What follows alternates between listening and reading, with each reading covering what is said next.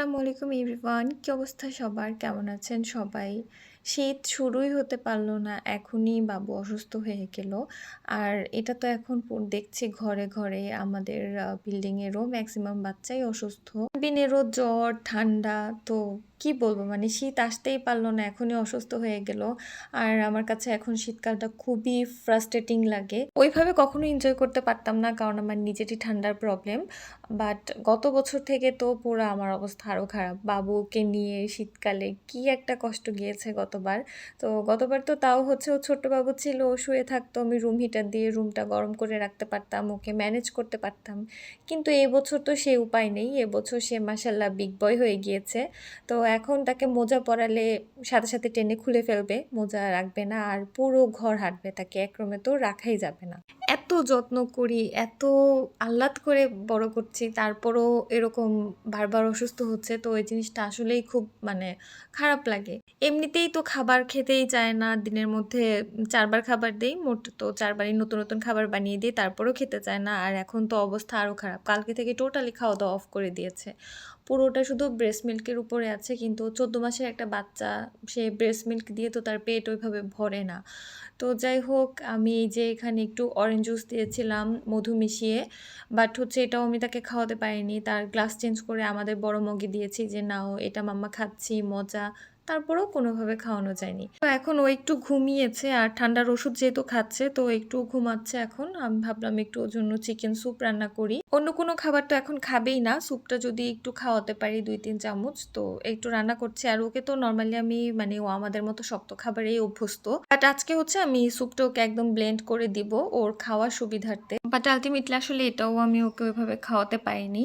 তো শীতকাল এখন এত বেশি প্যারা লাগে আমার কাছে, বিলিভ মি। একে তো বাবু অসুস্থ হয়ে যায়, সেটা ঠিক আছে, আর ঠান্ডা লাগার যে ব্যাপারটা, গতবার যখন ওর ঠান্ডা লেগেছিল তখন আমাকে ডাক্তার বলেছিল যে আপনি এভাবে মন খারাপ করছেন কেন, আপনার জন্য তো বাচ্চার ঠান্ডা লাগেনি। ঠান্ডাটা মেনলি হচ্ছে আমরা যতই ওদেরকে ঢেকে ঢুকে রাখি, ওয়েদারটা তো ঠান্ডা, বাতাসটা তো ঠান্ডা, ওই ঠান্ডা বাতাসটা যখন ও নাক দিয়ে নেয় তখন ওর ঠান্ডা লেগে যায়। এখন আপনি ওকে যতই সাবধানে রাখেন, গরম পানি খাওয়ান, গরম পানি ইউজ করান, ঢেকে রাখেন, তারপরেও এই কারণে বাচ্চাদের ঠান্ডা লাগে। এই সিক হওয়ার ব্যাপারটা তো আছে। আরেকটা ব্যাপার হচ্ছে আমার বাবুর ঘুম খুবই পাতলা।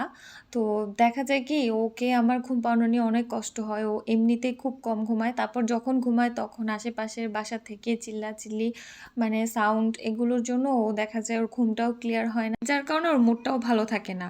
তো কি বলবো, আসলে সবার রুটিন তো সেম না। দেখা যায় আমি যখন ঘুম পাড়াচ্ছি তখন উপর থেকে, পাশ থেকে, নিচ থেকে সবাই, মানে অন্যান্য যারা আছে তারা সবাই খেলে টেলে, মানে খুব বাজে একটা অবস্থা।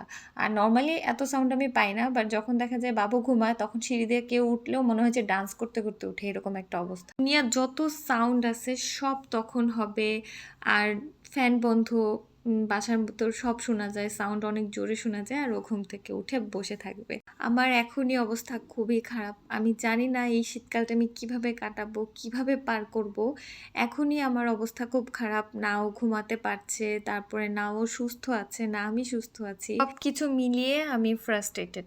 এনিওয়েজ, আজকে আমি কোনো রান্না করিনি, আমি জাস্ট একটা ডিম ভাজি করে ভাত খেয়েছি। আর আমি এখানে কচু শাকটা একটু প্রিপেয়ার করে রাখছি। প্রথমে আমি সামান্য ভাপ দিয়ে এটাকে পানিটা ফেলে দেবো যাতে করে গলা না চুলকায়, বা গলা চুলকানোর কোনো পসিবিলিটি না থাকে। তারপর এটাকে হচ্ছে আমি বেশি করে রসুন দিয়ে, হলুদ, লবণ এগুলো দিয়ে সেদ্ধ করে তারপরে হচ্ছে আমি ডিপে রেখে দিব, আমার যখন ইচ্ছা তখন রান্না করতে পারবো।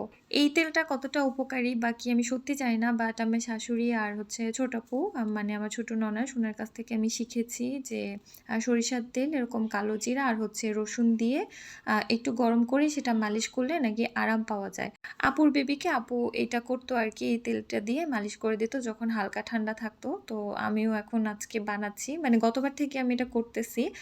হাতে, পায়ে, তারপরে বুকে, পিঠে একটু হালকা হাতে ম্যাসাজ করে দেই। আমি আসলে জানি না এটা কতটা ইফেক্টিভ, বাট হচ্ছে মায়ের মন তো, মনে হয় যে যদি একটু আরাম পায় বাচ্চাটা, যেটাতে আরাম পায় আমি সেটাই করব। তবে আপু বলেছিল এটা নাকি খুবই ইফেক্টিভ। সবাই প্লিজ তানবিনের জন্য দোয়া করবেন, আর আপনাদের বাবুদের জন্য অনেক দোয়া। আল্লাহ পাক সব বাচ্চাদেরকে সুস্থ রাখুক।